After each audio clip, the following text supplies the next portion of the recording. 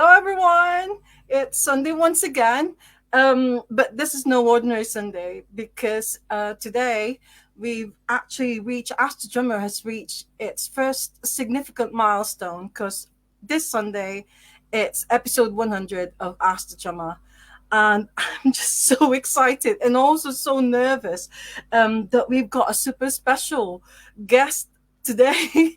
Oh my god, he's my first ever drummer crush when I was just a teenager in the Philippines. Um, oh my god, yeah, never in my wildest dreams that like 4 decades later, I'm actually gonna meet him in real life. And today he's here on Ask the Drummer. He's so gorgeous and he's so awesome. My dear friends, please welcome Jon Moss. Hello. Yay! You're very sweet. You're very sweet, Anne. I'm an old man now. Thank you so much for saying yes and agreeing to do episode 100 of Ask the Drummer. Oh I'm my honoured god. to be doing episode 100. Thank you. How are you? Yeah, I'm okay actually. I'm okay. I'm getting ready for. We got a big gig on this Saturday? Saturday in London in Camden with Yeah. Ridiculous. With Ridiculous, that's with Basti and Peter and Erin. So yeah, I'm looking forward to that. Yeah, well, I'm actually going to talk to you about Ridiculous and your gig later on in the show. But I just wanted to say that last time I saw you was at that same venue at the Camden Club in Yeah. April. You played that. You're absolutely amazing. You're just so good. Thanks. How have you been since the last gig? Well, I've been okay. It's been a funny year, and there's lots of terrible stuff going on at the moment. So I've been all right. I've been playing a bit. I'm just trying to mop up what happened with Culture Club. That's been going on for quite a few years now. Oh, yeah. So it's sort of done now, but it's taken up a lot of time. Actually, it's quite exhausting. But apart from that, yeah, I'm fine. I'm You're okay. okay? Yeah, You know, you know. I took my son to Cardiff about 2 months ago. He's studying design Oh, down there, so so I miss him. Well, I've got three, oh. but he's my youngest one, so I miss him. But he's having a good time, so it's okay. Oh, well, you're not on any social media, are you? No, no, it's funny. No. I got WhatsApp, and that's about it. But I haven't. The thing is that when I was with Cups Club, the manager was saying you should get on social media, Instagram, and all. And I said I don't want to. We had a Culture Club Instagram whatever site, and we got the Ridiculous one, and Yeah, I know it seems a bit strange, but obviously all my children are, and my ex-wife is, but I've never wanted to. I mean, because no, I can't explain why really. I just find it a bit invasive, and I think I've been proved right now because. Um, Basti, because he runs a magazine and he was quite active on Twitter, which is now X. And all that happened was that I said never express an opinion, because I know that people have social media. They put what they do on it, but it's when yeah, people have opinions. And during COVID, he saw himself as a bit of a messenger, and the amount of crap he got that year. And he phoned me up. He said, I don't understand. He said, I've got all these terrible things. I said, well, that's what happens if you go on social media. I said, yeah, unless you do it to show me. My son goes on it. My daughter's on it because she's got her own music. That's Gigi Moss, and she has to. But my son just goes on social media to look up interesting things, like interesting cakes that could be made or artwork. And I've got a very, very good friend of mine, Alex, who's she's a art lecturer, yeah, and she has a Twitter account, but she doesn't have Instagram or anything, but she just puts on Twitter like, I saw this, or go to this, or go to that. So I never felt the need, and although yeah, it seems a bit Luddite, I just think I'm quite private. I just don't like the idea of it really. I yeah, don't think it's as necessary as people think it is, but I suppose if you're younger, maybe I think it's absolutely vital, but it shouldn't be. yeah. Well, there is an amazing Facebook page about you, which is Jon Moss, the best drummer in the world. I don't know if you know about that, but on the Well, I'll tell Facebook, you, a long time ago, I thought I'd better get Facebook. This is a long time ago. And so I went on there, and it was taken. It's Jon Moss. So I tried to go to Facebook and said, look, it's not me. Well, there's nothing we can do about it. And there was also, obviously somebody else jumps in when you're not there. And there was also, I think, an Instagram account or a Twitter account, but we said, Basti actually did it, and he said, look, you can't say you are, you just have to say that you're representing or something like that. Yeah, But in that's the right. long run, I suppose it's somebody else doing it for me, and they only put nice pictures of me on it. So thank you very much. I find it a bit disturbing because I find that the idea of the instant access and then somebody having to answer something, or and expressing an opinion, you have to think before you react to something, and people don't nowadays. They just instantly react, and I Yeah. think it's a problem. But you know what? It is a digital world, which is 1 and 0. So it's not surprising that people are 1 and 0 now. They don't talk about stuff. It's either they believe in it or they're against it. Yeah, that's So true. it's in a way. I mean, I haven't heard that expressed before, but I mean, it's pretty obvious, really. It's a polarization. Yeah, yeah. Well, before we continue, it was all like I just want to say hello to Paul Malone. Mal is the singer of Candy Opera. I don't know if you've heard of Candy Opera, but Yeah. he just said that because their guitarist is called Ken Moss. He just Oh, sort of right. said, Okay. like, No relation. Ken's brother, no. And also, Aidan O'Rourke, who's my tech support, he said sound and vision excellent, which is good. And Neil Barker, who's my colleague at King B Records in Manchester, Yeah. said, nice timing, as Do You Really Want to Hurt Me has just been played on the Vintage Chart Show on There Boom you go. Radio. That'll do me. The vintage chart shall do Yeah. me. Okay. Like fine wine. Vintage wine. Anyway, so welcome to Ask the Drummer. Episode 100 is all about you, Jon Moss. You're a true blue Londoner. You're born and bred in Yeah, London. born and I was actually born in Wandsworth, and I was adopted, and I ended up in Hampstead when I was 6 months old. So I've actually been in Hampstead since 1958. Oh, wow. 65 years. I mean, I've lived elsewhere. I lived all around the world, but I came back here about, I don't know, about 30 years ago. It's very different to how it used to be. London's completely different. It's completely different. So what was London? What was your London like when you were growing up? When I was growing up, when I sort of started to really go out, it was 1970 when I was 13, and that's a sort of crucial age. Yeah. London was it was a lot rougher in a way. The thing is nowadays is that you have like very bad areas. It's a bit like America, very bad areas. Then you have sort of middle class areas, and now very, very wealthy areas, which is what Hampstead's become. But when I was growing up, Hampstead wasn't wealthy. Well, it wasn't wealthy at all. It was actually quite poor. I mean, my parents were reasonably well off, but the actual village part and everything. And London was a lot more dangerous in a way because it was much more territorial. So you could go half a mile because not so many people had cars. There wasn't any telephones. There wasn't daytime telly. So a lot of kids would just be bored and hang out. I remember when I went to New York the first time, they said, do you get mugged in London? I said, well, you don't really get mugged, but you can get beaten up. He said, why would they beat you up? I said, well, because they've got nothing else to do. He said, do they steal anything off you? I went, no, they just beat you up. So it was, I mean, in the late 70s in England generally was really bad. It was very bad. A lot of anti-Semitism, a lot of racism, a lot of poverty as well. I mean, there's poverty now, but there was real poverty in the late 70s. I remember when I first went to Manchester in about 1976 or something, and driving up there, and obviously, Manchester Centre, but the outside was, it was just long roads with like shops boarded up. And I said, are they going to knock all this down? They went, no. I said, people live here. They were stupid, They said, yeah. I mean, it's a very, very different world. It's just very.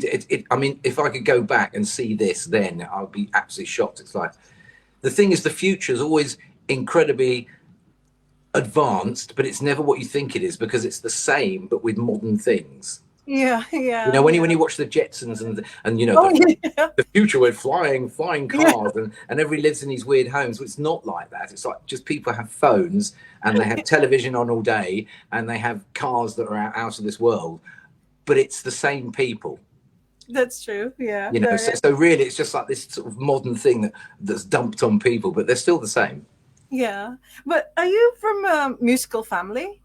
No, not at all. Funny enough, but when I was young, I was my brother played drums, and I was given a piano when I was about 10 or 11, and I sort of didn't really. I was just about the idea of I was a bit of a rebel, and the idea of having lessons didn't appeal to me. So I plonked around in it, but I just sort of one day I went. I was about 13, 14.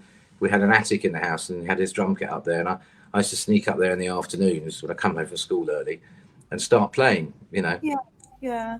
But you didn't like piano lessons, but did you have proper lessons for I had drums? a few drum lessons from a guy called Joel Rothman, who was in the day was very, very good. But again, I mean, I'm quite lazy, really. I mean, nowadays drummers are properly tutored. To be a drummer now, you have to be almost like a classical musician. You have to really know what you're doing, be able to play anything. The drummer, on the whole, has a different role to play. Whereas in the old days, a drummer was part of the sound of the band. See, this is one of the problems that I had with Culture Club is that because as opposed to it being the four of us making a sound, it was seen much more as a sort of, I don't know, a show. It was, I mean, I found it a bit sterile. So this is why Oh, a yeah, lot of a yeah. lot of bands now, not like U2 and people like that, but a lot of bands will just have the drummer's just the guy who sits in, because it's not where the old, because of the recording techniques in the old days and everything was new.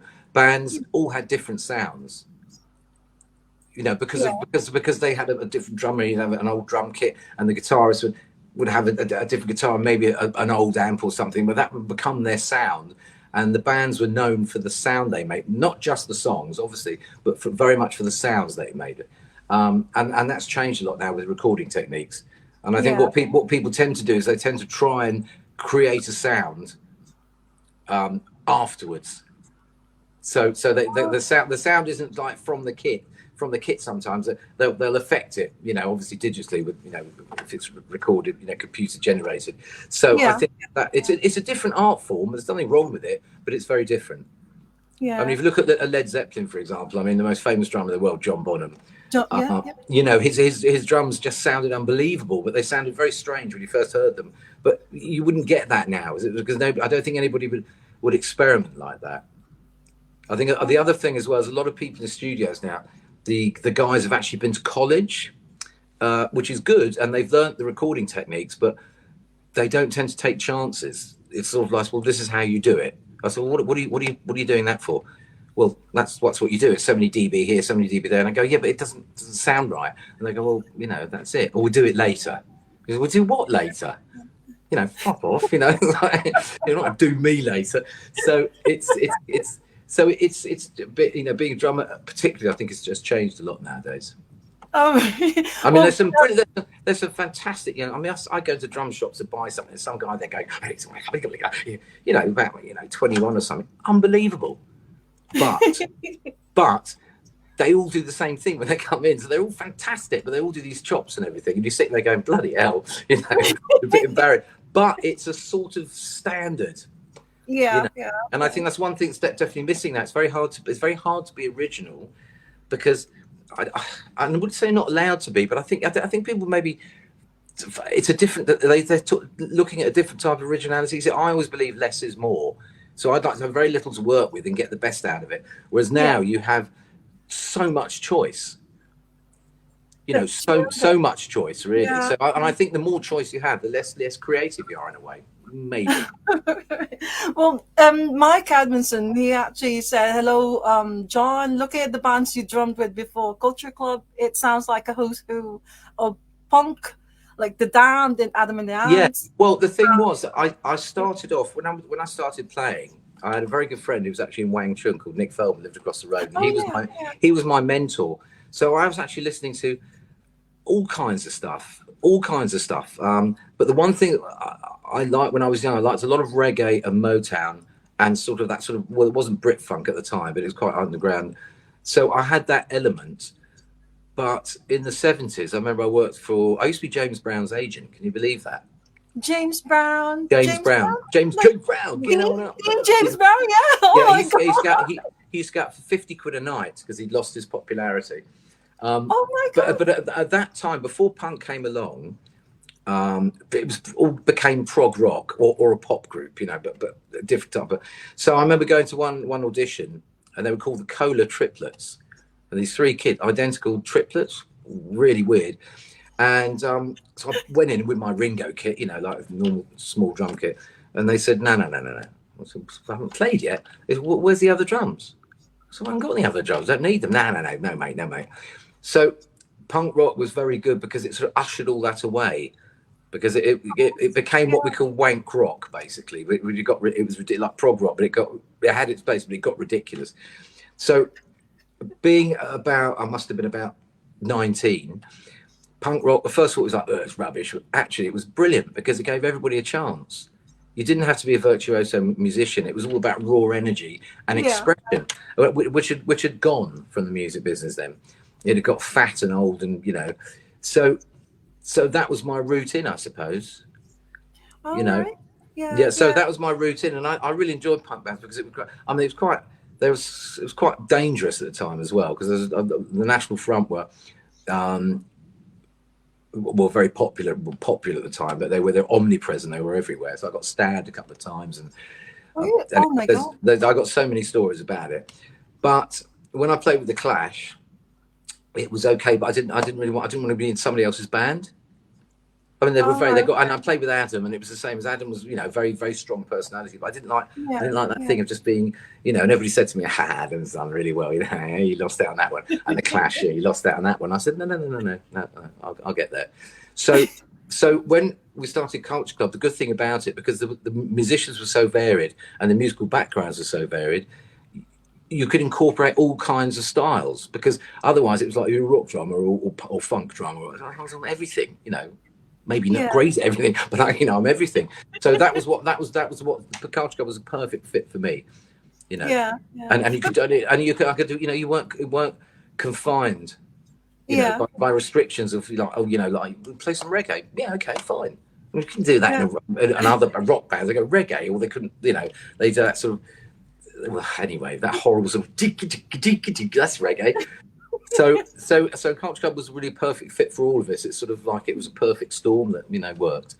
Yeah. So to answer your question long-windedly, I mean, I just had I mean, I found the one thing that was weird actually with a lot of people and with Culture Club is that the breadth of musical knowledge wasn't there.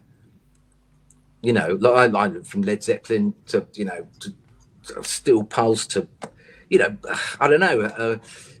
Parliament. I mean, loads of stuff. Yeah. But people tend like George tended to have his pop angle on it. Mark Bolan, David Bowie. Mikey never listened to Led Zeppelin, which I found a bit strange. You know what I Oh, mean? Because he was a sort of he was sort of from West London black sort of thing, yeah. and Roy was a sort of like white soul boy. They used to call them white soul boys in those days. So it's That all played. very varied. The four of you. Well, So it was like, very varied. It was very yeah. varied. But the problem is that they didn't seem to have the breadth. So when you try and break out, it was a paradox because although we could do whatever we wanted to, which was brilliant. So we did funky track. We never really did rocky stuff. But as time progressed, I remember in the last 10 years, I was a bit surprised at the sort of lack of experimentation. Oh right. Yeah. Yeah. Yeah. Because I think when you're a band that's been around for a long time, obviously you play the hits. That's what everybody wants. But if you're going to do something, you don't do something different, but you can, maybe veer from the well-trodden path. Yeah. Yeah. Yeah. That's You know? that's true. But before I actually saw like you become a drummer, Yeah. I saw like read on Wikipedia that you actually did like all sorts of jobs. Like you were a sound engineer, and then you helped in your father's Well, I was, clothing shop, yeah, and yeah, I was supposed to. I could have gone to Cambridge. I say I could have gone, but I don't think it would have been very good for me. But I could have gone. So. But I always wanted to be in a band because I grew up with my friends. We came from reasonably well-off backgrounds, and I used to go to his place and we play. And we had a little band when we were young, and that's all we wanted to do. So my father had a business he wanted me to go into. I didn't really want to, but so I became a van driver. He said, "All right, we'll go and work in the warehouse." It's fine. It's in West London. So I went to work in the warehouse and I was yeah, delivering stuff. But when I left school, I didn't really know what to do. So I thought, well, music business. So I thought, well, actually, I'd quite like to work in a studio because that way you meet people. So I wrote about, in those days, there's no email or anything. I wrote 500 letters. I literally looked up in the phone book, all the ones in London, anywhere, and wrote to all of them. And I got an answer from the wow, marquee. Yeah, I got an answer from the Marquee Studios. So I went Yeah. down to the Marquee Studios to work as what they call a tape op, which is the lowest of the low.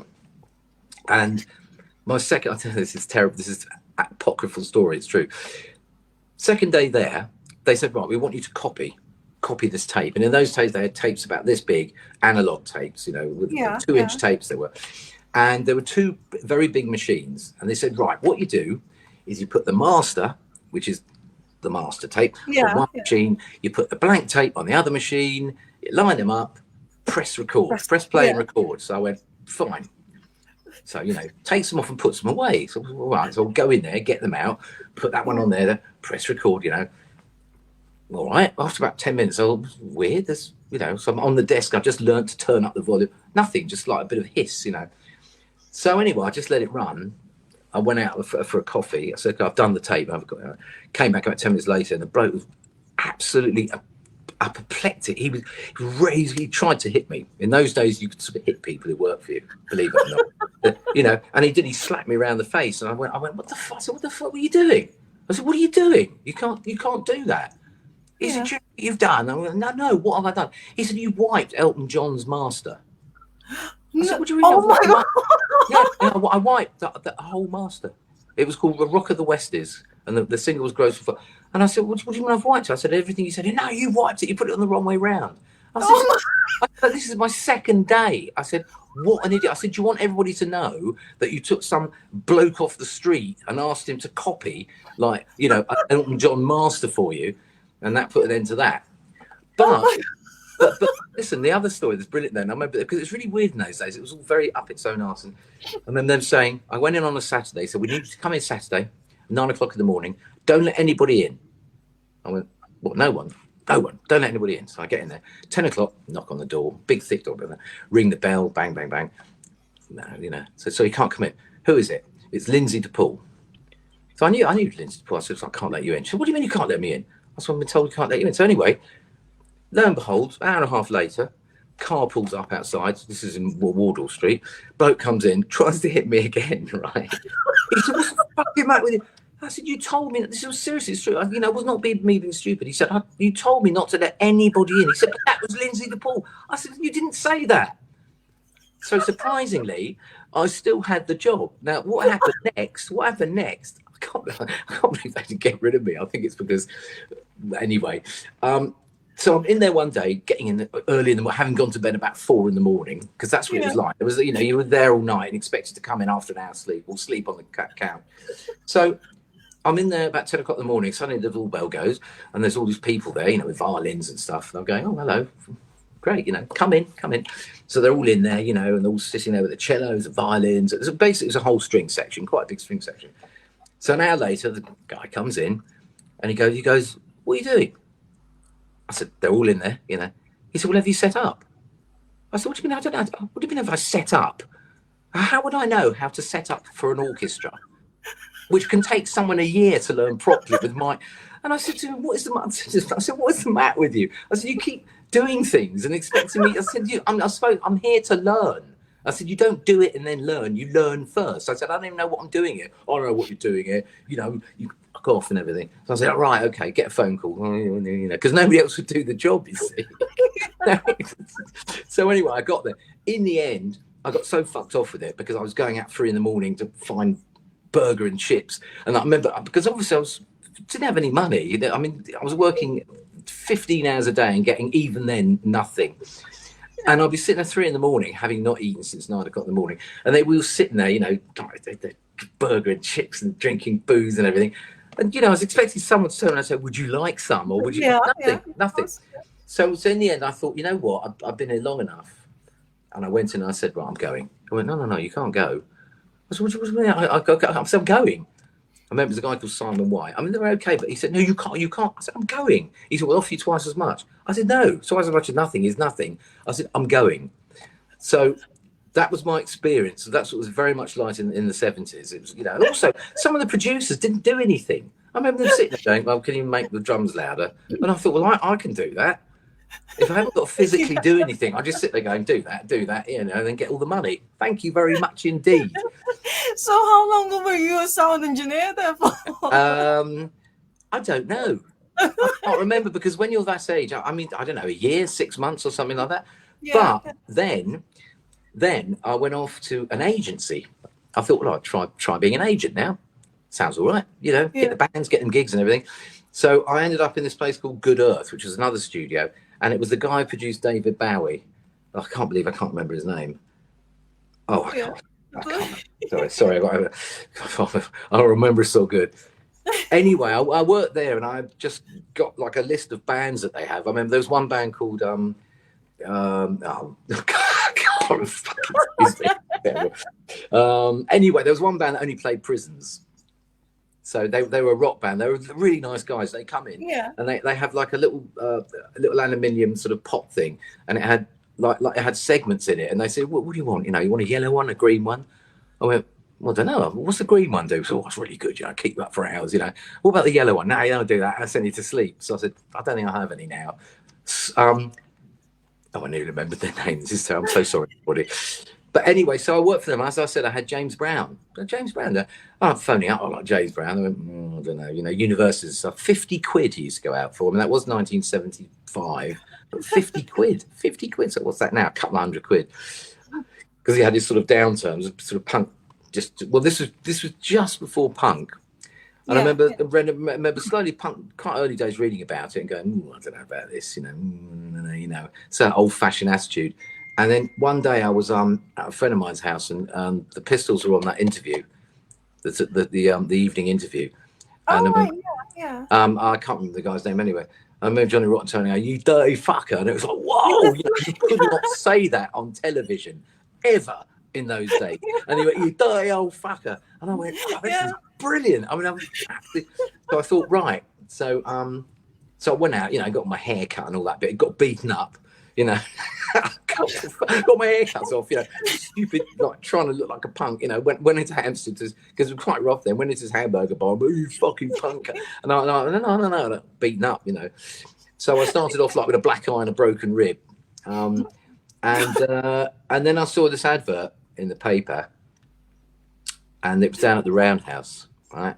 So I went down there, and it was I remember it was when the Roundhouse was just like a lot of old disused studios. It was freezing cold, and there's one little bar far, and there's these three guys in there who also, do you like motorbikes? I went, no, well, yeah, but not a lot. Would you like dragsters? I went, no, why? So you're a drummer? No. Anyway, he said, I can't tell you what. I said, you're the Clash, aren't you? This was Joe Strummer, who was such a nice guy. He went, how'd you know that? I said, it's on the back of your jacket. It was on the back. It's on the back of the jacket. I said, no, it's on the back of your jacket. He went, oh, fuck, anyway. So I had some rehearsals with them. And I mean, they were really good, but I don't know. Just again, I just felt like I was somebody in somebody else's band. Because the drummers always normally the drummer's one who does all the work, and they go, "Yeah, rubbish, get to carry everything." So I said no. So I phoned him up and said, "I'm sorry, I don't want to do this." And it was like, I remember Joe said to me, he said, "No, he leaves the Clash." I went, "Joe," I said, "I just have." I saw him years later. Before he was really lovely, Joe. He was really nice. I saw him years later in a coffee bar in Soho, a famous one, Bar Italia, and he said, "Yeah," he said, "You left the Clash." He said, "You didn't do so bad though, did you?" So it was quite nice. Well, it was Joe Strummer actually said that a band is only as good as its drummer. So yeah, but that's true. Well, just as well they got the other one then, maybe. But no, Joe was, he was really nice. But his dad was a diplomat, And they were, I mean, they were okay, they were okay. But as I said, it wasn't my thing. So then I met this guy called Riff Regan, whose real name was Miles Tradinic, and we started this band called London, of course. Yeah, that's right. And the thing was, it was quite a good band. We did quite well. But it was my first real touring, of like Britain. I made the mistake of being in Scotland. Yeah, that's the one. That's the one. Yeah, that's the one. Yeah. and it was, but we did all this tour. We toured with the Adverts. Just about every band that was around then. And there's a lot of stories there. But one of the stories, we went up to Middlesbrough, which then was like very, the industry had gone. It was like full of unemployment. And there's this bloke standing on stage, right? Little stocky bloke going, "Where's the fucking Jew? Where's the fucking Jew? Where's the..." So I said, I said, "I'm the Jew." He said, "Come here." So I thought, oh God, no, here we go again. I get up on stage and he puts his arm around me because he said, "Come with me." And I sort of felt, well, all right. Took me in the toilet. I thought, blimey, like, what's going to happen now? He said, "If anybody touches you, I'll fucking kill them. How great was that? Isn't that amazing? And I've never forgotten it. I've never forgotten. I mean, it was like, what? It was brilliant. And it was rough up there, rough. I mean, you know, little London, you know. But Wow. but playing in London was really, really good because we went out. It was sort of the really beginning of the punk thing, and it was a real eye opener for some tosser from London going around the country, because I mean, it was terrible. I mean, it was 1930s, not 1970s. Oh God. Yeah. Most of Britain in those days, they hadn't changed since before the Second World War, you know, and the industry had gone, and they were rough, tough people. Not everybody, but on the whole, you know, when you go to a place that's actually doesn't really have a middle class, because it's all based around industry, so it is a working class environment. You take the work out, you're left with nothing. You know, so people were really pissed off and angry, you know, and it was That's how you got the punk scene, is because people are angry about, you know. Well, I mean, it was relevant. I mean, it started off as an art thing with Malcolm McLaren and everything, and when you got up north, people take it literally, and they'd have like a safety pin stuck in their faces with all poison, you know, got septic. They sort of missed the point, as most people had safety pins like actually broke them and just had them clipped on, and I made one of my best friends then, a friend of mine called Paul Wilson from Darlington, who I'm still friends with today. He worked in a steel mill at the time, and we just got on really well. And I've been friends with him for over 45 years. Yeah. You know, I never would have met. He would never met me. I would never met him otherwise. You know, and some other friends. So it was a really, really good education. It's a thing that a lot of people, when I tell my kids about it, they don't believe it.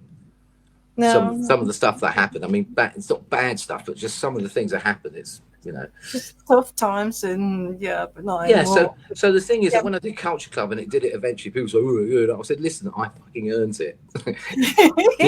I earned it. Trust me, I earned it." You know, so I remember once we were so scared, we had all our stuff in this old Ford van, and there was no room in the van. It was full of equipment, and so what are we going to do? You know, because the lot was pathetic. So we drew straws, and in the end, I had to sleep under the transit in the winter. Right, I slept under the transit in the winter. Right, but just with like a load of jackets and everything. And I remember waking up in the morning and smashing my head on what's called the back wheel, whatever it is. Anyway, so so that's what it was like. Oh God.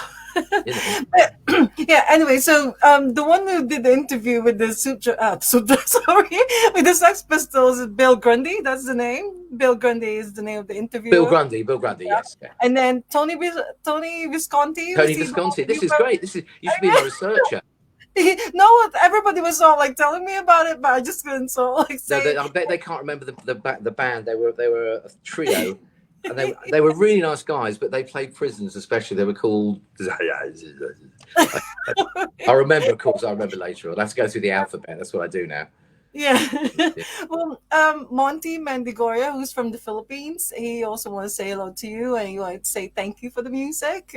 Thanks. So, and Aiden said that he remembers the 70s, and well, now we're going to talk about London, because this single, I didn't actually know about this band, but it's just that when I saw it, because as I've said earlier, I work in the record shop, so I saw this and I thought, oh my God, is this Jon Moss? Because I saw the picture. Yeah, it's a terrible picture. It's a terrible picture. We didn't know what to do, you know what I mean? Everybody's sort of embarrassed about photos of these, you know, across your arms, all my bloke, you know. But it was a great band though. Yeah, it's so Susie Sue that sort of like caught my eye, and I was sort of like thinking, is that before Susie Sue? No, it's the same time. It's the same time. All right. So, but the Sue is spelled differently though, because I think it's about a friend of Riff's, you know, but it was Susie. It was all mixed up in those days. You know, there was no rhyme or reason to it, really. I suppose, you know. So how long did London last? How long were you together? I don't know. I mean, then it seemed like ages. 6 months, a year maybe, or less. I don't know. You know. Yeah. Well, the other band that I actually saw on Wikipedia is a band called The Nips with Shane MacGowan. The Nips was with Shane MacGowan, and Sean, and that was with Shane. You know, it was. I just went along there, did an audition, and off we went. So that didn't last too long. Yeah. But again, it was an experience. The Shane was great. I mean, he used to stand up and say, fucking Jew, you know, and I go like I'm just calling him the FA Cup because he looked like the FA Cup as it is. But Shane was amazing because he went to Westminster School, Westminster Public School, you know, bit of a surprise. Uh, but the Nips was yeah. What happened? We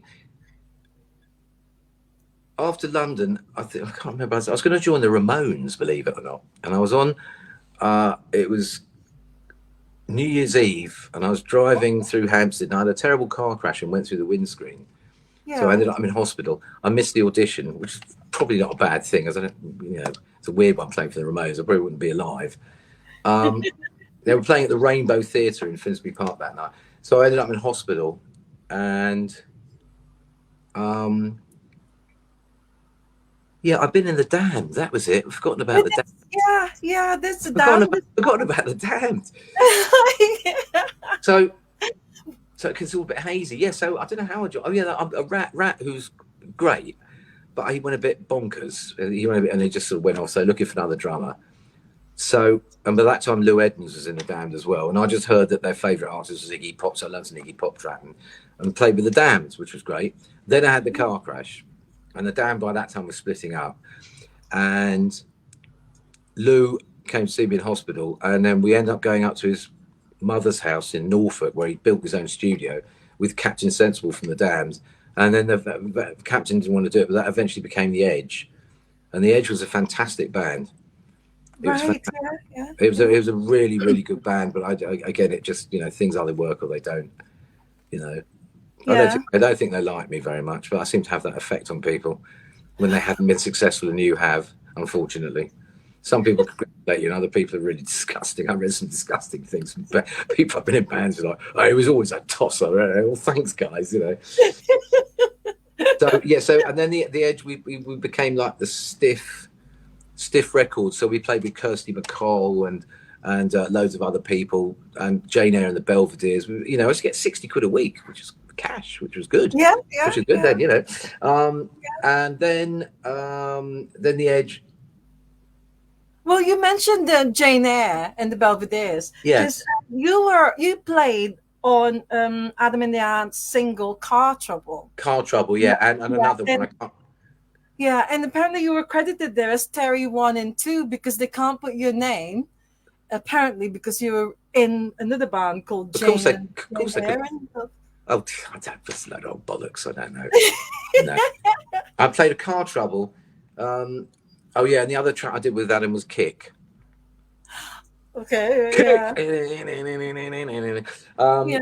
So you know, I played with a few people, but then well, my friend Vivian Wilson, she wanted me to ask you, how collaboratively did you work with Adam Ant on developing the drum parts? Well, I know what happened was I went down there. It was in Rockfield or Rockwell, whatever it's called in Wales, 8 miles away. And I went down there, and first of all, I just played normal drums, but the engineer, who's a guy called Chris Hughes, you know, he wanted to do the sort of African type drumming, which I did. But the things, they got annoyed because I didn't know that's what they wanted. So and also I remember I was sitting there, and Adam had his bass, and he threw his bass down and said, "He's making me laugh." And I said, "Oh, not. What do you mean?" I said, "So what?" He's making me laugh. And he ran off. You know. So anyway, I got the drum thing there, but after I mean, you know, I'm just remembering this. So what happens after is we had in those days you'd have like in the studios you'd have like big trestle tables, and so anyway, quite young then, very hungry. Went to get some. No, you can't have any food yet. I said, what do you mean? Come on, let's eat. Now we're going to wait for Adam. So he comes in, walks in the door, and everybody sort of says, "Okay, you can eat now." And I thought, "Fuck this!" I thought, you know, I you know, good luck to him. I mean, no offense to him, but I just thought this is like being in a cult. So I just put all the stuff in my drums after dinner and left. I was good in those days. I was fearless in those days. Now I'm not, you know. But in those days, I didn't like something. I just go fuck off. I'm not interested. You know, I didn't want to be in somebody else's band. I don't want to be. I don't like being told what to do. Nobody does, but I really don't like being told what to do. You know. Yeah. So all those like punk bands that you were in because you were so like you just joined them and you were the drummer. And but with Culture Club, there's actually four of you. But is it true that it was called In Praise of Lemmings before? Yes, it And I guess was. it's No, like listen. First of all, it's called the Sex Gang Children. I said, I don't think so. I said, I really don't think so. Even then, that wasn't all right. And then it was called In Praise of Lemmings, which is sort yeah. of quite apt for George. Quite apt for George, So I said, no, we got to change the name. And what was weird about George, I remember the hat came from a religious Orthodox Jewish shop in Golders Green. It's called Strymel. So we got the hat, and he had the dreadlocks and everything because he sort of liked the reggae thing. And he wanted to call himself Papa George. I mean, that's horrible. So I said, no, call yourself Boy George. Oh, really? Because all the reggae stars are Papa this and Papa that. I said, Papa George is not good for a young guy, like young pretty boy. So anyway, we settled on Boy George. And then we had the Multicultural Club, the Caravan Club. But because we were all so completely different, I mean, we should have been called the News, because I was from North London, Roy's from East London, Mike is from West London, and George was from South London. Oh, see. Yeah, no, Yeah. really, the Wens or something like that. But we eventually settled on Culture Club, which was a perfect name, really. And it was your idea. It was your suggestion. So like call the Yes, band. it was, but you won't hear that from the rest of the band. So I don't care. But again, Amazing how the story changes over the years. I've sort of written out of the story, which is a shame. Well, yeah. Way it is. Well, again from Vivian Wilson, she wanted to ask you what elements of your own ethnicity helped shape Culture Club's sound and look. My own, I haven't really got an ethnicity, really. I suppose. I mean, I'm Hungarian, Spanish, Irish, Jewish. So I'm a mongrel. Perfect little mongrel. Perfect little. So I don't think it's ethnicity or upbringing. I don't think it had anything to do with it. I think I was very lucky to have an older friend who guided me through new music. Was always coming up with new music, which was Nick Feldman. From Wang Chung, although it wasn't Wang Chung at the time. But I don't think. Sorry, the sun's coming in. Is that all right? Yeah, that's fine. Yeah. I don't think it's. I don't think it's because I'm not. I don't know what ethnicity I am. I don't think it's that. I just think it was place and time, and also, like I said, I was always a bit of a rebel, whether that was clever or not. So I was always looking for different things outside of what should have been my life experience. So I came from quite a middle class background. I went to public school. But I always wanted to find out more. Yeah. So I put myself. I mean, I got into some real. I was a bit of an idiot because I've got put myself in situations that I was like, oh dear, what have I done? But I learned a lot. So I think it was that fact of looking outward and being very, very interested. I mean, I went down to a place called the Bouncing Ball in Peckham when I was 14, the only white bloke there, and I turned up. I had long hair and everything, and the big black guy went ha ha ha ha. I said, what? He said, you can't come in here, mate. I said, why not? He said, no. He said, look, you can't come in here. I said, no, I really like reggae and everything. No, you can't come in here. so because he just thought it was so funny, this little bloke with white bloke with long hair, it was like a blues dance and me trying to get in, Yeah. But I had that. It's not like that anymore now. You have to be careful now because you say things and people think like you're being, not racist, not the right word, but people think I don't know, they don't understand how things were different then and how, that was a real situation. It wasn't good or bad. It was funny. It wasn't horrible. Yeah. It was funny because this bloke just thought, you can't come in here, mate. You're the only one, So, and I'm being young as well. But that's my dog. Shut up. Oh, right. Stop barking. Stop it. Well, yeah, he's deaf. Well, I don't know how he barks. He's deaf. I don't know what he's heard. The Culture Club is a fantastic name, anyways. But also, Vivian wanted me to ask you, where is Amos? And is he okay? I don't actually know what? Amos. Apparently, Amos used to play in Culture Club. No, Amos was the son of Mikey's wife at the time. He got married I think he's very young. And Amos was like a white rasta, and George was like, oh, amazing, is it? And he came and rapped on a track, and that was it, really. Yeah, because I thought I tried to Google Amos, but I couldn't find anything about Amos. It's not sorry. It's really nice. There's a backstory there from the future, which we won't go to. Yeah. Well, everyone was saying that got their own sort of favorite single by Culture Club. Like Mike Edmondson said, it's a time, Clock of the Heart, full of Motown drum fills. And Neil said that it's Church of the Poison Mind.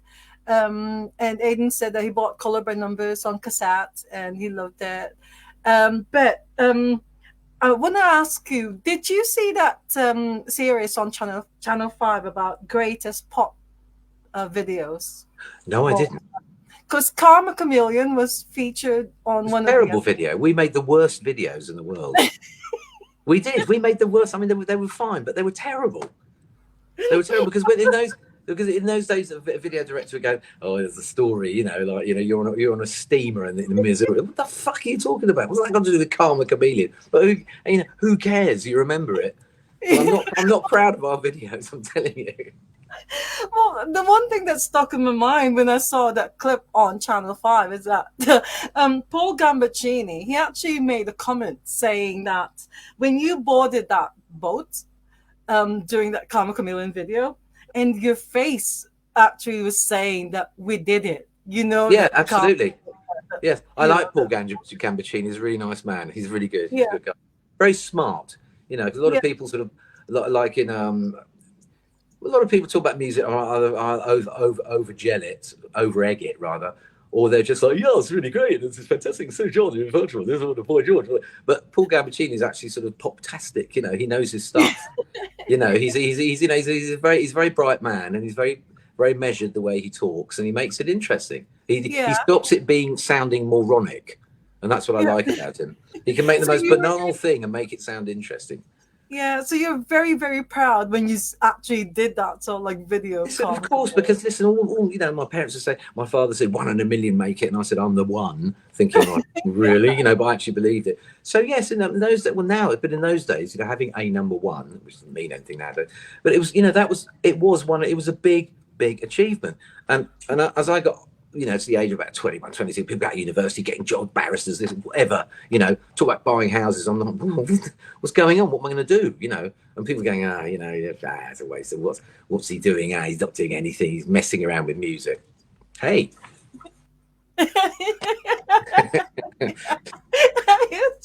All of a sudden, my uncles wanted to talk to me. They come here, John. Oh, you love it. Always knew you do well. Always do. Yeah, right. But sadly, though, you broke up in 1986. Culture Club, so George broke up in 1986. Oh, right. Basically, yes, the band did break up. I mean, it wasn't that long. It did really, yeah. I mean, it was all I don't know. It was all I think basically George taking heroin was sort of what stopped the band carrying on. But you didn't stop playing the drums though, because apparently you and Nick Feldman from Wang Chung got together again, and you started. We had a band called Promised Land, and Promised Land, yeah. It was such a brilliant album, but it got messed up for various reasons. But with David Massey, who was head of Sony, was a childhood friend of both of us, and managed Nick, and we went over to the States, but Michael Jackson's album got delayed, and that got put out. And so in those days, and we went down to the bottom of the queue, and then Nick got a bit strange, and it didn't come out. It still sounds good. Maybe it still sounds good. It's such a great album. It's probably the best album I've ever made. That. Has it been released, or what happened to it? I think it's been released, but it's one of those. The trouble is when you do these things, you have this big thing where you work, for a year or 2 years, you get the album done, brilliantly, you go to the record company, and it doesn't go out, and then there's only two of us, so we start to disagree on stuff, and then you move on. So things just get lost. They're just like, I mean, it's still around, but things just. And he's always said to me, we should re-release it and everything, but it's. Everybody says that. It doesn't necessarily mean you do it, but it's still. I still listen every now and then. I listen. I go, oh, that's really good, actually. Well, everybody seems to be releasing the stuff that they've done before, like years ago, and they're also releasing it now because there are record companies or record labels are actually interested. Yeah, do you know something? I know it sounds terrible, but sometimes I haven't got the energy for all this stuff anymore. Yeah, I know it sounds terrible, but it's almost like the past. And yes, it would be nice to have it out and everything, but I don't know. Maybe I'm just lazy. But I just sort of think, I think it's done. I was, it's nice going back, but I always think, well, it's a period, and it's like what it was, and it's done. And it's, yeah, that's right. Yeah. You Well, know, I because know. otherwise there's a lot of energy put into it, and what for, you know? Yeah. Well, I know that Culture Club got back together again, and then you started touring again, and you had released materials and stuff. But what I really wanted to ask you, because you've officially left Culture Club now. Oh well, You're not I was removed from Culture Club. right. I Okay. didn't leave. I was asked to leave in a very very cowardly and despicable way. Oh, yeah. Well, It was. I mean, listen, they could do what they said to me. Well, we decided that maybe you're not interested enough, and I said, well, fair enough. But the way it was done, I mean, if they said to me, look, John, we're not meeting eye to eye. The band have got different ideas to you, because I wasn't really enjoying it, because I just look. It's up to them what they did, but the new manager, I just found the whole thing. I didn't like it. I found it a bit yeah, toxic, and George was traveling on his own in a big car and separate dressing rooms, and it was all a bit. I don't know. It wasn't fun. It was right. all taken very, very seriously. Now, being pragmatic, it's like, well, if that's what they want, it's fair enough. I won't go into too much of it, but I had a meeting that was supposed to be something else. I was told, well, they don't really want you to do the rest of the tour. And I went, well, all right. I said, I'll take a break. He said, take a Yeah, break. I'll take a break. I'll come back, give some money. If that's what at the time I knew it. So then after a month, it was like, well, they don't really want you to come back. And I said, all right, fine. And I remember the manager said to me, well, you don't sound very upset. I said, well, what am I going to do if they don't want? What am I going to say? No. So if they don't want me in the band, they don't want me in the band. What can I do? It's a mistake. yeah, It was a yeah. mistake. Not from me, from them. Well, when they did, I know that they went to the Philippines. Yeah, Were you? I was there in the Philippines. Yeah, that was a You great were, gig. you were in the But Philippines as well. Yeah, yeah. I'll tell you what, that place is something else. I mean, when we landed there, we landed late at night. And I've never been to some Is that a restaurant. good thing? Is that something else a good thing or not really? Beyond good or bad, when we went to Manila, and the guy, he said we have a special bodyguard, like to get us through, because it's crowded and it's mayhem there. And it just turns out a guy on a 50cc moped with one of those, those green things I used to hold up in acid house clubs, like, and I thought, well, that's good, that's really good. So anyway, we're in this traffic, and the driver's looking at it, and he's going, oh, that's something. And suddenly he drives across the central reservation and drives full speed into the opposite line of traffic, right? And I'm going, like, we're going to die. And he's just going, no, it's fine. We do it all the time. Anyway, we got to the, I mean, Manila's just, I've never been anywhere like it. I've never been anywhere like it in my life. It just seems like a lot of people are having a really bad time, and a lot of people with a lot of money. Oh yeah. So trying not to let the people having a bad time anywhere near them. To be honest with you, and it's massive. It's not really. It's not a city. It's a country of its own, Manila, isn't it? It's absolutely mad. So anyway, we played the gig, and somebody said to me, the power goes off sometimes. I went, all right. So we're playing away, and the PA went off. It's on YouTube, and I ended up just doing a drum solo with Richie Stevens. Oh my god. Yeah, and then they got a generator in, and that broke. So, but that was it's a real experience going there. Did they feed you well? What Yeah. was it? Yeah. Yeah. No. I mean, it's a real high sensory experience, Manila.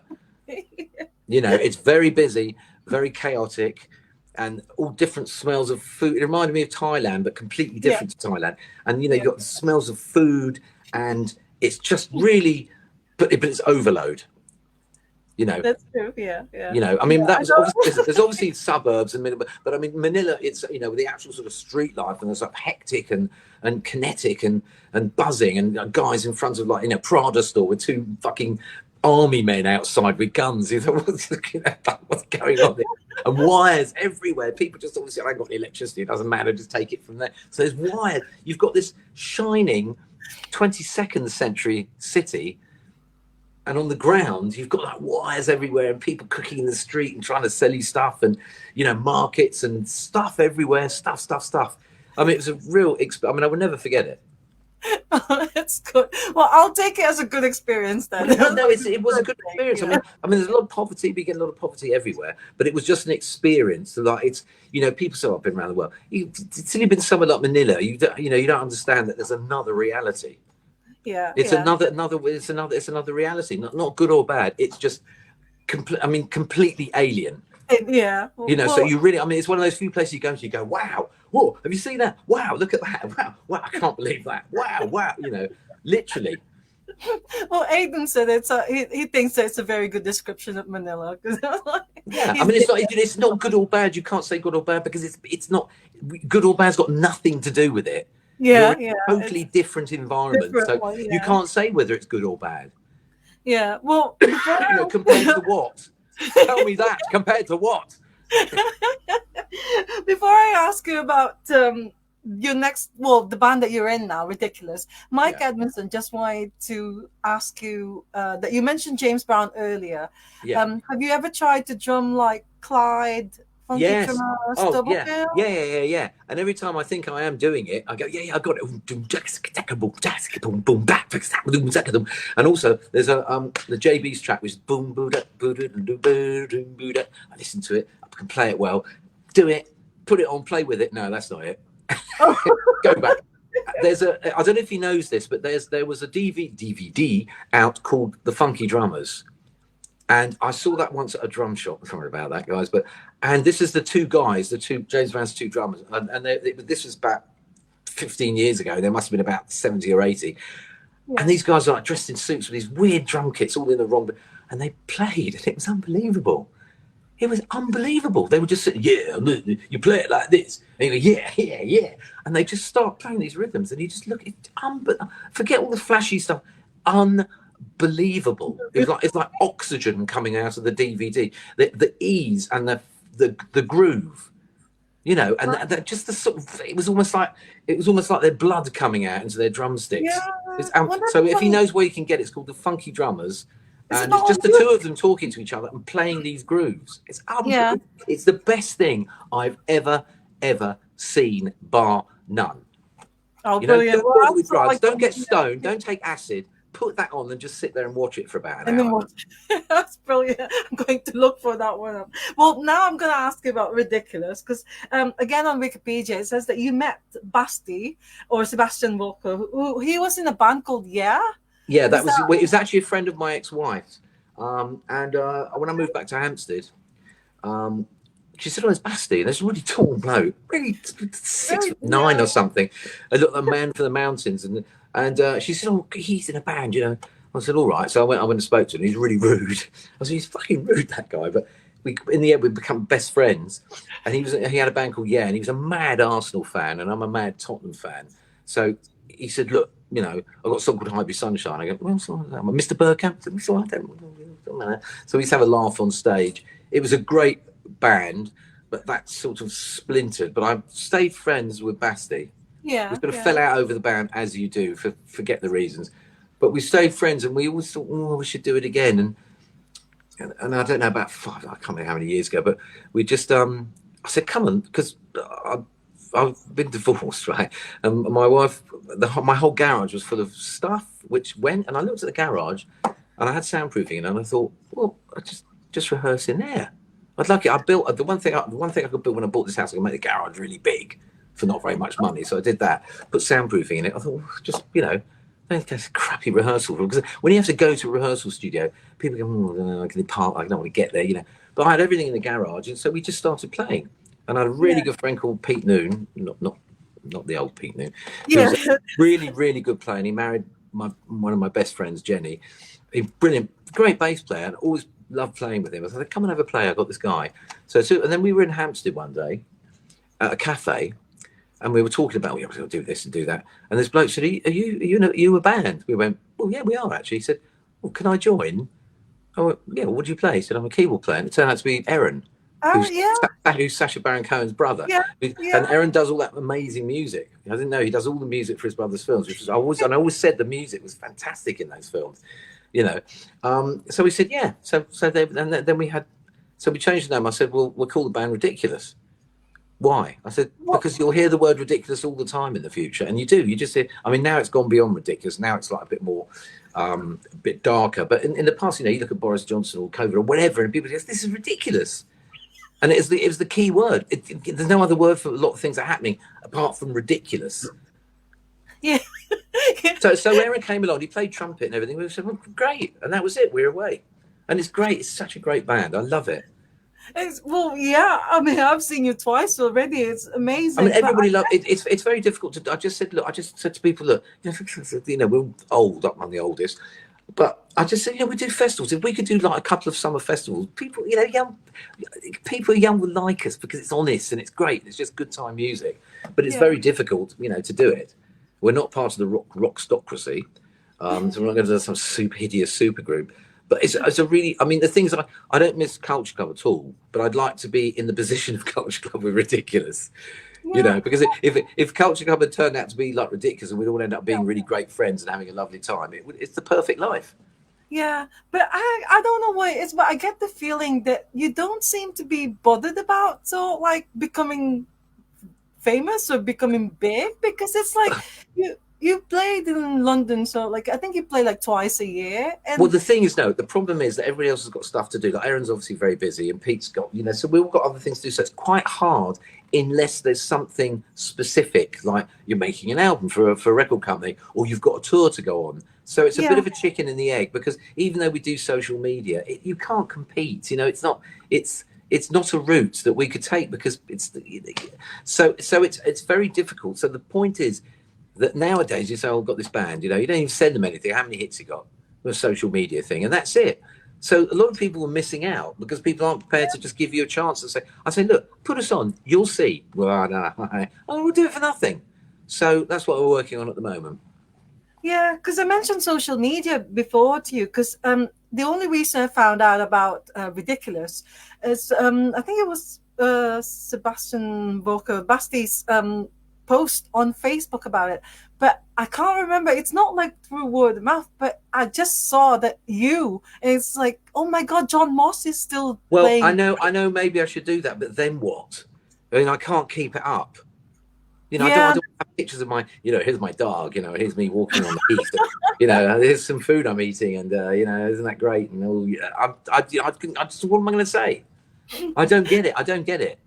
well, it's all like well, it's good because I think was it. You can run my website. You can do it for me. I'll pay you, okay? I'm so like I'll do that for you. I'll Okay, do. fine. You got a deal. Shake hands on the Yeah, camera. Okay, you're on. There we go. You're yeah, because bonded for life to Jon Moss. you've got to sort of like send me photos and sort of like information about what's happening and What everything. kind of But photos? What do you mean? well, no, so like reason what's Yeah, see, no, that's the thing. I haven't really got. That's the thing. See, that's the trouble at this age. What photos? Here's some photos of us. Some other photos of us. That's the problem I have. Listen, another time we'll talk about it, and maybe we can go through it. yeah, I listen. You're quite right, but I just find I sort of in the way I just find it all ridiculous. I can't get my head around it. I'm sort of yeah. 66 years old. I think I don't understand. I just want to play.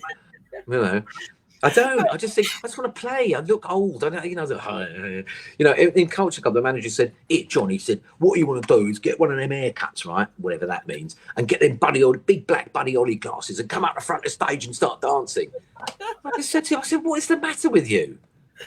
Which I said, reminds what is the fucking matter with you? I mean, how idiotic is that?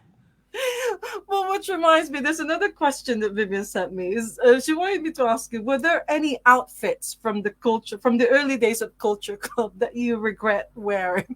No, actually. No, No, okay. no, no. You love There was everything. there was one that was really one of the early ones where it was this sort of thing that actually didn't suit me at all, and my hair was a bit weird, and I had this cap, and I looked like I'm sort of dying from some terrible disease, and then it looks like I come off the street. But apart from no, everything I wore then was great. The Victorian bathing costumes, you know, soldier outfits, great. American footballer outfits, ridiculous. But just not now.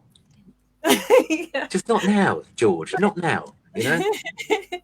I've got to say though that ridiculous songs, they're absolutely amazing. I mean, being serious about it, because Yeah, it's like indie pop, but it's just it will do. I think the band would really do indie pop festivals. Like I was so like when I yeah, saw it last time, and I was yeah. thinking I was gonna go to Glasgow's pop, and you do Well, you really can help me there. You see, this is the price you have to pay for getting me on your podcast. Whatever it is. Sorry, I am so yeah. I have to video sort of cost, video cost. But that's the place. That's what you got to do now. But no, you're right. Listen, the thing about the band is that it doesn't matter how old we are. I mean, Aaron's the best looking one. He's the youngest one. He looks great. But it doesn't matter. It doesn't matter about that. The band is. It's a great band, which is why I'm doing it, because it's sort of got 60s tinges, psychedelic, but it's really groovy. Yeah, It's a great band. yeah, that's And true. nobody's really it's right in the middle of everything. You know, got Beatles fans and it's right in the middle of everything. And it's a band that sort of it doesn't matter what we look like really. I mean, it does to a certain degree, but the music's really up front and out there. And I Yeah, don't know yeah, anybody who doesn't like it. It doesn't mean people love it, but I don't, anybody who's actually something that's not for me. They don't. A lot of people go, I come all right. I don't want to come. And afterwards, it's almost an insult. They go, blimey, that was really good. I go, well, yeah. Why shouldn't it be? yeah. I think from the way I see it, it's just promotion. I think it's so like, um, I don't know if we need to sort of like do more, or maybe I think if Basti's doing really well. I mean, No, he's so Basti does well, but what he says is what we need is we need like sort of I suppose a manager, but like in a modern way. We need yeah, someone like himself or something. He just understands it and can say, look, can you do this? Yeah, there we go. Can you do that? There we go. But we need someone to administrate it because A, by some people we haven't got time, and B, we don't. yeah, I do understand. I don't know. You know what I mean? yeah, and I'll be honest with you. yeah, because Basti's also busy with this one as well. This is Hampstead Village Boys, Yeah, and he's written a book. He's written his book as well. I mean, and he's he's really written this book as well. Yeah, he's very yeah, prolific, Basti. He's very prolific, but he yeah, also micromanages a bit. So sometimes he can't see the big picture. So he's really good, but he can only go so far. But he's brilliant at that, and he admits himself that we need help after that. You see, in yeah, the old days with the Culture Club, it was different then because it was a different type of approach, and I knew how to deal with it once it was up to a certain level. But I'm struggling with this because I've got lots of friends who want to help, but they don't. It's the music business. They go, oh, I don't know, and they don't really give it a chance. It's a different sensitivity nowadays. So yeah. maybe we should talk about that. I'll give you Well, 10%. yes. 10%. Yeah, all right. Yeah. What? 15? No, 12 and a half. Come on. And then it's like, 10 for yeah, that. You must be joking. Come on, you're supposed to haggle. yeah. Well, yeah, people just need to find out about it because I think because you only do London gigs at the moment, Well, we that only do not London gigs. many. No, it's chicken and the egg situation because we've done a few gigs when there's been no one there because we changed the dates and everything. And we know we can't just go up to Manchester and play. We're not like 19. Because there'd be no one there. But if we played with another band, maybe that had an audience, that's how we need to do it. But that's the old-fashioned way. But the problem with us is and also putting in the time. We're not 18, so Aaron's working a lot. He's very busy. Pete's busy. I've got stuff to do. We all got stuff to do. So we need help to sort of congeal it and have a period of time when we know what we're doing to go and do that. Yeah. And we're all too close to it. Well, hopefully, I mean, I 13 know. and a half. That's my last offer. Well, I know someone who actually put 13 and up. a half of 90%. Like the record companies do. I don't want that. That's the most. Do you remember that? Yeah, you get 12%. Yeah, 90. What? Why? Well, 10% for packaging. What do you mean packaging? What do you actually do if you don't make records? If you don't make records, what do you do? Well. Oh, speaking of records, because you've released a single as well, is there a chance of sort of like having it on physical, like a physical copy No. of it, just on No, because we're not that stage. That we get them made. It costs a fortune to have it made. No, not at the moment. This is what we Okay. need. We need to. This is all like a sort of cottage band, a hobby group at the moment. But it would be. I seriously believe this is not. It's not. Bashi's going. Oh, we'll maybe get number one, whatever that. I said, no, it's not that. We could just have a really great, movement with the band. We could do lots of gigs and have a fan base that we can put stuff out to. That's all we want. So just forget the rest of it. That's enough. That's fantastic. Fantastic way to live when you're old. You make a bit of money out of it. You're doing what you love, and you're finding other people, and you have a little community. It's great. That's what I want. Well, I really hope that I could. I know someone has actually put up gigs at a place called the Talleyrand in Manchester, and I'm sort of like going to speak to him and ask him if he could get there because it would be nice for you. It would be nice for Ridiculous to sort of like Manchester. play in Manchester. No, not Manchester. Of course. No, I'm joking. I love Manchester. Love it. Yeah. So Watford, you are now doing. it's out of London. Well, you are doing a gig this Saturday at the Camden Club. Yes. So if anyone's sort of like watching and here in the UK, I mean the Filipino My Yeah, Filipino wherever friends, you are in England, come down to the Camden Club. yeah, the Camden Club. I mean, in the Philippines, they can't really sort of like do that, but and if you're here at London or whatever wherever you are in the UK, it's so easy to sort of like go down to London and see Jon Moss in Ridiculous, because that, I'm telling you, the songs itself. I mean, it's not even because you're famous or No, like no, no. It's the Beyonce band. or The band. I something, mean, but it's the last time, band, the whole, yeah, and the last songs, time we played there, the they've had some songs. good people play there. They had to be turning people away, and it was like, oh right, okay, this is good. So Yeah, to yeah. come down and be turned away.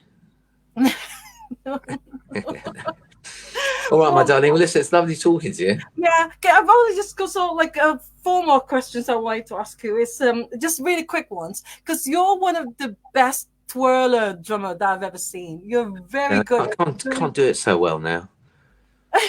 Can't do it so well actually. I did it the other day, and I went, well, like it can fall out your hands and end up in your eye.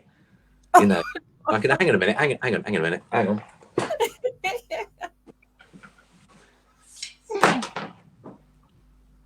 See, it's like Can you see it? that's amazing. Oh, it's that's so it's a good. cheat. It's a cheat. It is a treat, yes. I also want to ask you about drumming heroes. Do you have any drumming heroes? Uh, No. I knew you were going to ask me that question. No, not really. I mean, look, everybody loves John Bonham, but there's so many, and so many records that you don't even know who the drummers are. So no, I'm not one of those people who has a special guy who's really great. No, I mean, I love a good drummer. I mean, there's so many. I can even Yeah. start to mention them. But there are. I mean, yeah, it's difficult to say because there are so many. I mean, I can name So obviously like yeah, Moffat and stuff like that, and Elvin Jones and Buddy Rich and whatever. And you see you two drummer, all these guys. When you look back at them, everybody's they've all got their own thing. yeah, And I'm not one of those guys who go, I mean, I love John Bonham. Everybody, I said John Bonham's just unbelievable. I mean, there are other brilliant drummers. He is a very special person, yeah. and it's a cliche, but he is. Yes, yeah. There's nobody like there never. I mean, people can play what he plays, but that's not. I mean, I remember when I first heard of it, I went, "What is that? The fuck is that? What is that?" It was like nothing. Anybody heard the sound and everything. So Yeah. I suppose really would have to be number one. That's a cliche. I don't want to be a cliche, but I am. Yeah. Okay. Well, the next question is: any accidents you've had in your years of playing the drums? What do you mean? Accidents Like, from playing drums? did you fall? Yeah, like falling off your drum stool, or No, I'll tell maybe. you what I did have actually when I was playing with the Damned. Smoked this dope in those days. So before I went on stage, someone said, "Did you smoke the dope?" I went, "Yeah." He went, "No, it's just got acid in it." I went, "What?" So anyway, I'm on stage and it's great, In those days, drum stalls, the cheap ones, you had a pole Yeah. and a seat, and then you had like the seat just had another thing that contacted the pole like that. Yeah. So female end like that. Now, in expensive drum schools, you have a metal plate, right? In cheap ones, you don't. And eventually, the wood will crack and the pole will come through. And that happened to me. Oh God. It was like it could have been Vlad the Impaler. I mean, seriously, it could have been Vlad the Impaler, but it was just enough to be like whoa, terrifying. So buy an expensive drum school, I Yeah. remember we played at Alton Towers once. It was one of those really weird kid shows with Culture Club, and they put me on this platform. It was miming. They put me on this platform, and I thought, well, this is a bit odd, I've done enough to swim for the drum kit, and suddenly it started, and action. Track started playing. I don't know whichever track it was, and this thing started going up, but it went up and up and up and up. It was one of those scissor things. It went like 150 foot up in the air. I swear to you, and it was rocking. It was literally rocking around like this, right? And the drums were falling off. Oh And I no. couldn't. I would have gone somewhere, but I didn't know where to go apart from fall off. And when he got to the bottom, I actually punched this guy because he could have killed me. I said, "What the fuck?" I said, "What are you thinking?" And it was like, "Oh, well, it looks good. It's like great." No. Nowadays you couldn't do it. But this thing was rocking away, and the drums were falling off, and they were going, "Hey, it's brilliant." No, horrible. So that was that was actually particularly bad.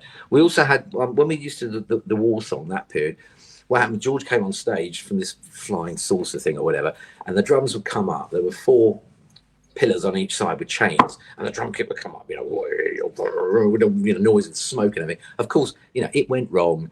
And as I came up, it was sort of starting to lean more and more. And again, the drums started falling off, Oh no. and nobody could see me because there's all this smoke. And in those days, the pyrotechnics would be illegal now. They were fucking like proper explosions.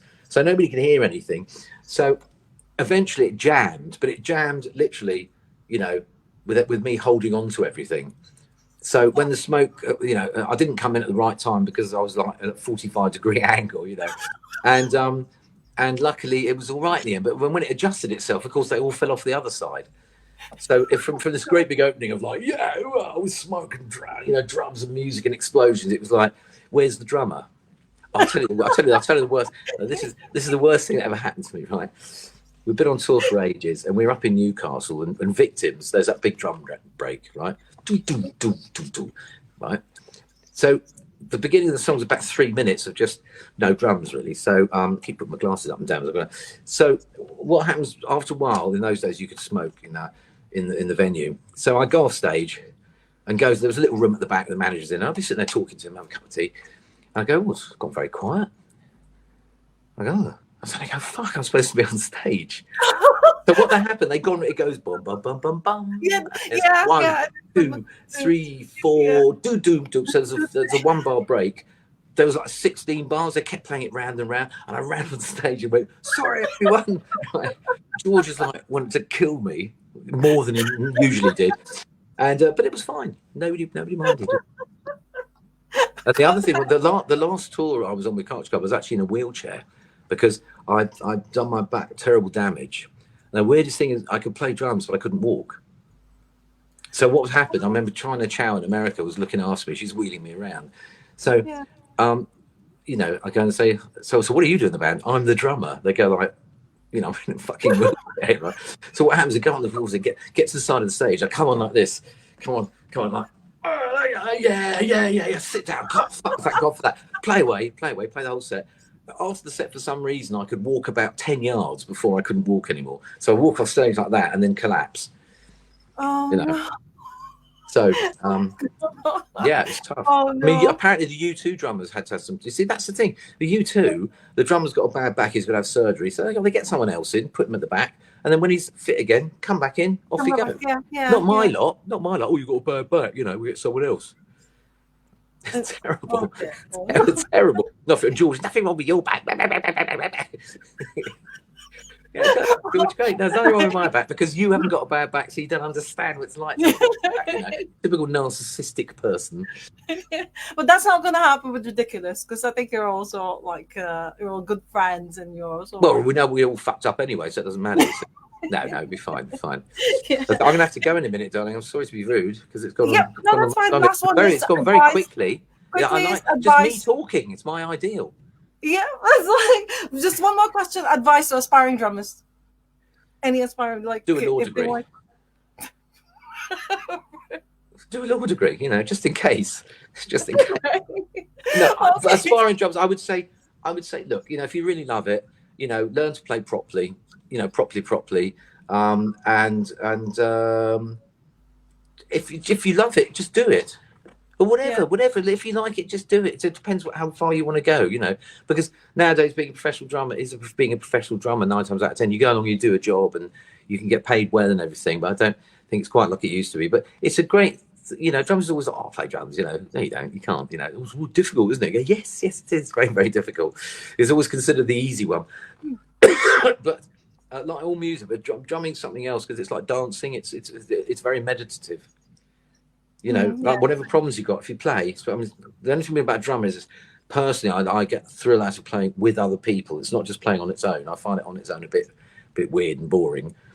But it's a very meditative thing, and it's very physical, and it's good for you, and it's good for your head, and it teaches you to do things like this. Yeah, I know. Which people can't do. You say, I can do that. Can you do it? They go, yeah. There are other benefits to being a drummer, but I would say if you want to do it, just get on with it, do it. It's a great thing. Don't worry about it. Play to your favorite records and just listen to stuff and just play it as you hear it. Yeah, yeah.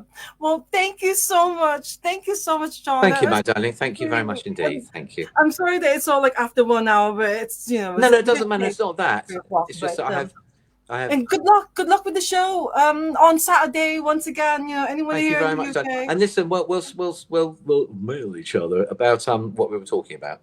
Yeah, I would love to help you. I mean, I'm always on social media on Facebook anyway, especially Facebook. I've just got an email from Manila saying, "How dare you insult our beautiful city?" No. So I don't know what that means, but No, I'm really glad that you had a great time and you saw Manila and they fed you well. That's one thing that we really fed do. well. It's a completely mad place, way out of my experience at the time. Yeah. Well, All right, thank you listen. so Thank you much, so much. and hope to I see will you see again you very soon. soon, hopefully. And Yep. thank you very much for everybody for watching. I hope I was informative and entertaining. Oh, you are very, very like. Thank you. Not at all. See you soon. Have enjoy the rest of your weekend and Thank you, darling, and you. God bless. all right. Bye. Bye bye, Bye. darling. Bye. Thank you so much, everyone, for joining us. I'm really sorry that I wasn't able to sort like read all your messages, but I will sort like reply to it later on when you sort like did. And thank you all so much. It's so brilliant. I mean, Jon Moss. Oh my God, that's like it's so lovely chatting to him and everything. And right, but I don't know. I don't know if I could talk. Like, I'm really excited. I mean, I'd love to help Ridiculous because anyone out there, if you still haven't heard of Ridiculous, the band, Jon Moss's new band, you've got to sort like check him out, Google them, and or Facebook, follow their Facebook page. Make sure you go and see them live because they're absolutely amazing. So highly recommend it. Anyways, thank you all so much for joining us today. As I said, this is a special one because it's our 100th episode. So next week it might be either Sunday night, late Sunday night, or Monday morning because it's the Louder Than Words festival this coming weekend. So there are loads of things happening in Manchester. If you're in and around Manchester, go to check out Louder Than Words Festival. There's Ian Brody, there's Nick Banks from Pulp, Glenn Matlock. There's so many things happening. So I'm going to be there on Sunday afternoon. So hopefully we'll be able to schedule a late Sunday evening Ask the Drummer. If not, it's going to be on Monday. But do keep an eye out for next week's guest announcement post on the Ask the Drummer Facebook page.